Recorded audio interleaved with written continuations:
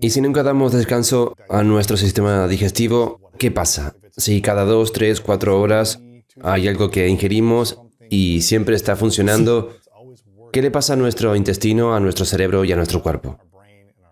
Ese es un gran punto. Bueno, hay muchas cosas fisiológicas que no pueden ser optimizadas cuando comemos crónicamente. Un ejemplo es algo llamado el complejo motor migratorio. Es como el conserje en el intestino está empujando la comida a lo largo. Y necesitamos alrededor de 4 a 5 horas para que pase y se deshaga de los desechos y las cosas que no pertenecen al intestino. Pero si estás comiendo todo el tiempo, es como si tu intestino se volviera menos optimizado y no llega a una posición en la que es capaz de tomarse el tiempo para extraer todos los nutrientes. Es como, bueno, el mejor ejemplo que puedo darte es que a mi padre le gusta llenar su tanque cuando llega a 3/4. Y es como si estuvieras constantemente llenando el tanque. Nunca permites que tu cuerpo utilice el combustible que comiste.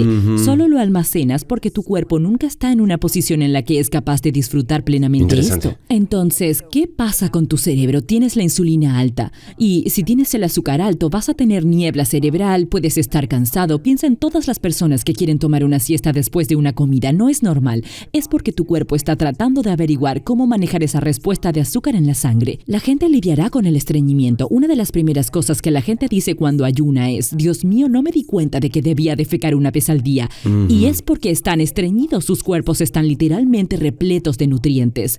Así que sí, definitivamente hay un montón de cosas de cambios sutiles. La cognición de la energía puede ser impactada negativamente. Y sabes, otro punto que siempre le comento a la gente es que piensan que es normal estar hinchado, que es normal estar estreñido, y mucho de eso es porque no estás permitiendo que tu cuerpo esté optimizado. Sí. No estás permitiendo que tu cuerpo llegue a una posición en la que sea capaz de utilizar lo que le diste de comer. Solo sigues llenando el tanque. Entonces, ¿cuántas comidas al día debemos hacer? Porque el doctor David Sinclair dice que ahora ha estado haciendo un enfoque de una comida al día y simplemente teniendo un ayuno más largo casi todos los días, y está viendo los beneficios de ese experimento para sí mismo. ¿Deberíamos hacer 2 comidas al día? ¿Cuánto tiempo hay entre las comidas para no tener la sensación de falta de energía? ¿Cuál es su opinión al respecto? Bueno, respeto enormemente el trabajo del Dr. Sinclair, pero los investigadores de la longevidad no están satisfaciendo sus necesidades de proteínas. Para mí, mínimo, si estamos viendo los cambios que ocurren en el músculo esquelético con el envejecimiento y que impactan la sensibilidad a la insulina, al menos 2 comidas al día.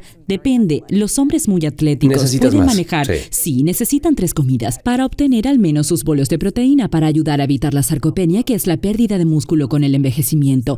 Así que la respuesta correcta es que la bioindividualidad manda. Creo que la mayoría de las mujeres pueden arreglárselas con 2 comidas, los hombres activos con 3, y no soy una fan de OMAD como una estrategia sostenida. ¿Qué es OMAD? OMAD es una comida al día, porque simplemente no puedes alcanzar tus macros de proteínas, no hay Mido manera. 1,90 y peso 108 kilogramos, así que probablemente necesito 200 gramos de proteínas al día, especialmente si estoy físicamente saltando y corriendo. Sí, y por eso siempre digo, sabes, es interesante, durante el lanzamiento del libro que estaba haciendo me hicieron mucho esa pregunta y yo decía, no estoy alineada con algunos de los investigadores de la longevidad en el sentido de que estoy mucho más preocupada por mantener el músculo esquelético que por la restricción de las calorías hasta un punto en el que puedes estar crónicamente en un estado de falta de capacidad. Claro, porque si tienes 60, 70, 80 años y te caes y no puedes impulsarte, entonces ese es otro problema. Eso es fuerza muscular. Así que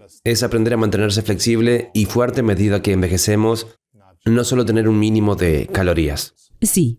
Bueno, creo que es una distinción importante. Sabes, yo ahora soy coanfitriona de otro podcast y una de las cosas que me diferenció del anfitrión anterior fue que no soy una gran fan de OMAD, y déjame decirte por qué. No estoy diciendo que si estás de vacaciones y comes de más al día siguiente, entonces necesitas volver a la pista y comer una sola comida, pero como estrategia sostenida, no creo que la mayoría logre obtener sus macros, y eso es una preocupación mayor porque lo que empieza a pasarle a la gente cuando son menos flexibles metabólicamente, cuando de repente empiezan a volverse más resistentes a la insulina, y la mayoría de la población tenemos que tener esas conversaciones francas para decir, clínicamente tenemos que hacerlo mejor. Y la manera de hacerlo mejor es conversando al respecto. Debes mantener la sensibilidad a la insulina. ¿Qué cantidad de proteínas deben consumir las mujeres a diario? Diría que como mínimo 100 gramos.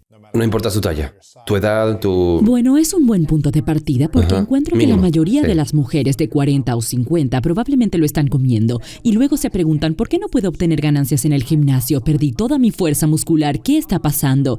Y yo digo, bueno, tus hormonas sexuales están fluctuando. En primer lugar, eso está contribuyendo, pero luego lo estás empeorando porque el mejor ejemplo que me encantan las analogías es que el músculo de la gente joven parece un filete.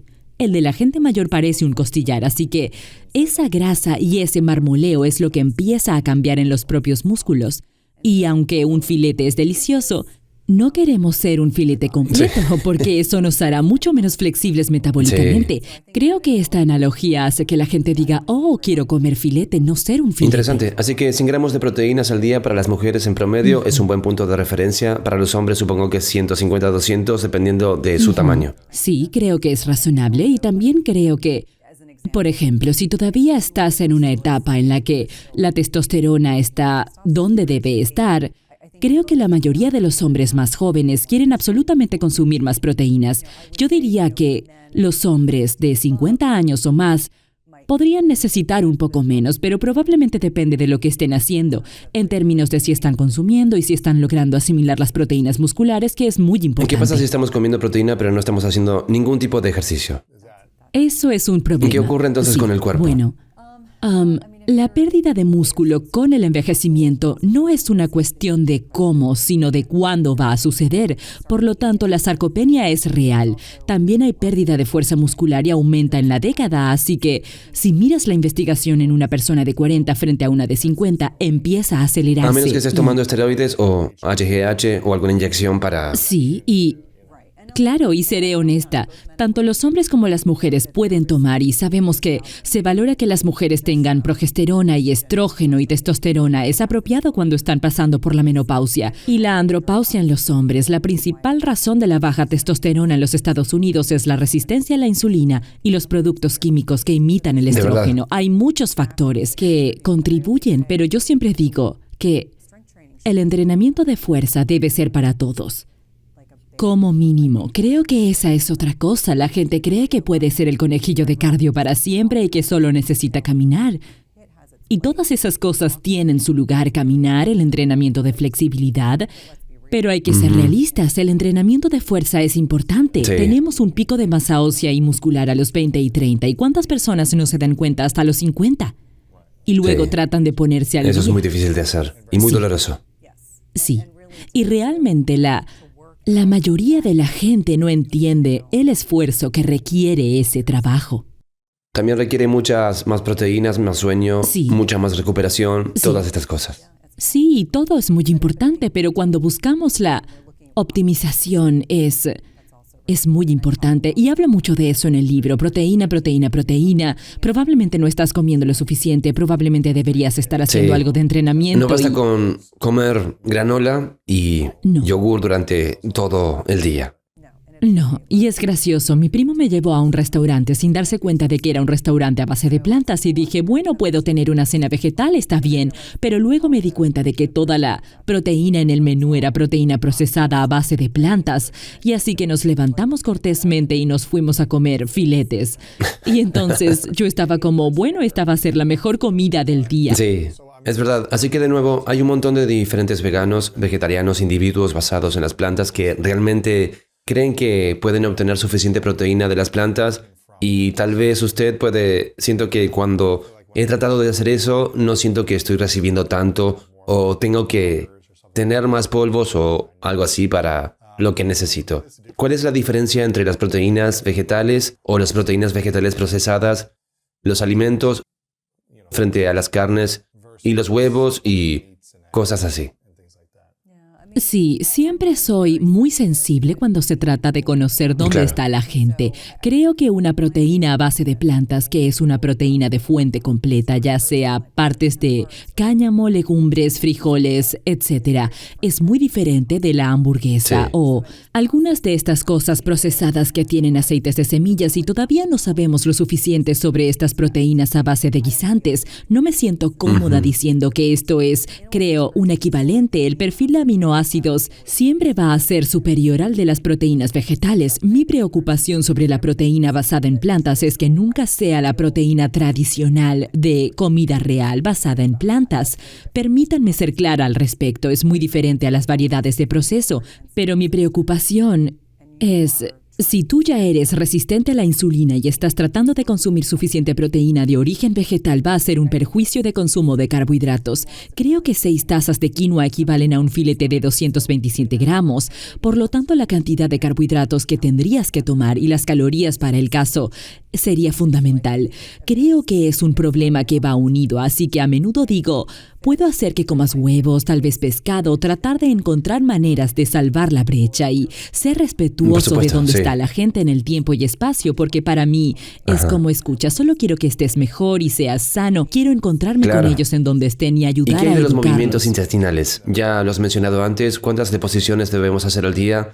Bueno, cuando iba a la escuela solían decir una después de cada comida. Ahora eso no es realista. Quiero decir, ¿quién tiene tiempo para evacuar con cada comida? Yo diría como mínimo una vez, al menos una deposición al día, pero creo que nos hemos convencido tanto de que es normal estar estreñido. Yo siempre digo, no es normal estar estreñido. Solía tener pacientes que tomaban 50 medicamentos y uno de los efectos secundarios de casi 10 de ellos era el estreñimiento y les dábamos otros 3 para que fueran al baño y eso era normal. Muchas mujeres vienen a mí y van al baño 2 veces por semana.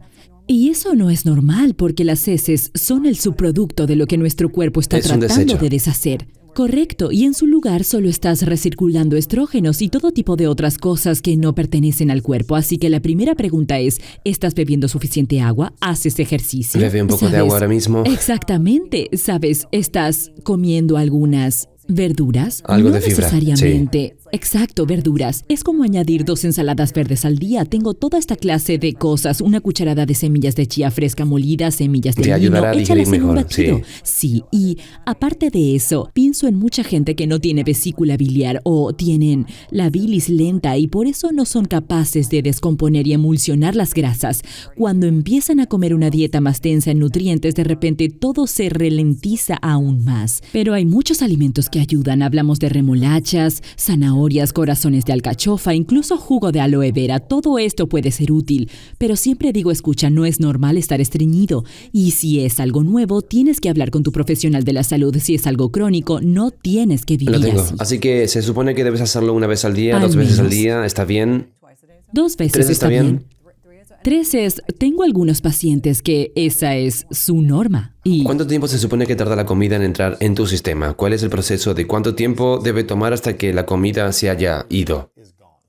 Entre 18 a 24 horas sería Porque ideal. la comida anterior sale después de comer, obviamente. Así es, en realidad hay una activación de la motilidad intestinal cuando comes que está diseñada para hacer avanzar las cosas, así que a veces cuando la gente toma su café en la mañana o tiene su primera comida, sienten que tienen un movimiento intestinal que es un subproducto fisiológico. Tu cuerpo dice, bien, la comida está entrando, el resto necesita salir. Exacto. Entonces, ¿de 18 a 20 horas? De 18 a 24 horas es más o menos donde... Y en uno de mis programas en realidad hago una prueba de maíz. Así que tienes 2 cucharadas de maíz y... A ver qué sale. Así es, están siendo su propio detective, pero cualquiera que esté escuchando puede hacerlo también. Una manera muy simple de ver las cosas es que se mueven demasiado rápido, muy lento, y es muy perspicaz. Creo que la gente asume que lo que es su norma es la norma, y a veces no lo es. Así que de 18 a 24 horas es un movimiento intestinal saludable interesante. Entonces, ¿deberíamos tener un par de trozos de maíz en cada comida para ver? Bueno, creo que solo hay que prestar atención. Yo me olvido, las enfermeras hablamos de caca y de funciones corporales todo el tiempo, así que para nosotros no hay estigma, pero para mucha gente pueden sentirse incómodos hablando de lo que pasa en su cuerpo. Que puede rendir cuentas sin que eso se convierta en una fuente importante de vergüenza y que yo soy terrible, es una cosa diferente a decir me he equivocado y me he equivocado. Me gusta esta distinción. ¿Cómo hacemos en nuestra mente? Porque creo que en las relaciones pasadas, cuando metí la pata en un término pequeño...